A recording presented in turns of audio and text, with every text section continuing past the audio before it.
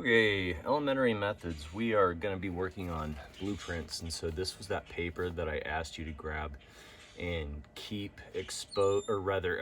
from exposing to the light, because the light is what actually creates the print, and that's why it's in this black bag here. So I'm going to prepare this in a darker area, but first I want to talk about what you're going to need.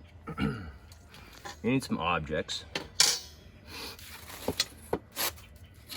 You're gonna need some good cardboard. I just grabbed foam core because it's what I had laying around, but good cardboard would be ideal because you want to be able to pin your paper down to that and then put your stuff on top.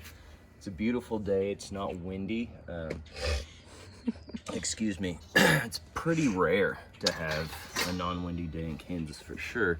So I felt like today was a good day to demonstrate this. And then you're gonna want to have some objects. When I teach this project, I usually link it up with science concepts and properties of objects to illustrate how light works with those objects, right? So usually what I do is I start talking about things like transparency, translucency, and opacity. So I tell the students to try out some opaque things or things they cannot see through. So I have this old skeleton hand from a figure drawing model prop that we had. This would be another example of something opaque, but I've cut a stencil. So it's an old stencil that I did for my non-trad class. And so sometimes cutting a stencil is kind of a cool way to see how the blueprint works. You want some transparent stuff. Glasses work really cool because you'll actually see some of that. We might say that, you know, this may even be, to some degree, translucent because we can kind of see through, but not completely. It's a little foggy on the bottom. So what I've used before are my sunglasses or my actual glasses, and that makes a cool print. I usually give my students a piece of plastic or transparency to draw on, so I just took this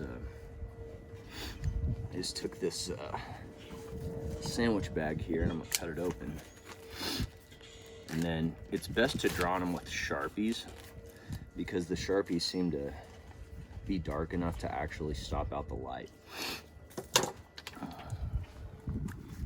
So I'm just gonna kind of like do some doodles on here or whatever, just kind of showing some different examples.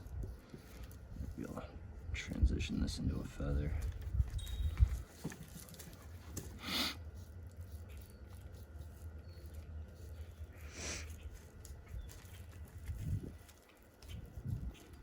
In my non-traditional class in the summertime, we mix our own chemicals and we apply it to different kinds of paper. And we can get a wide range of different intensities of blue. Do some smaller line work on here. So the wind picks up now that I'm demonstrating, right? Some like little veins coming through here, this flower, or rather feather.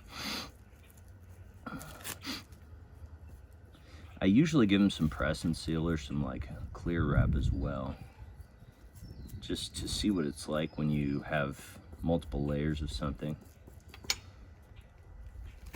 So like, I'm gonna set this aside for now. So like I'll fold this over in some areas.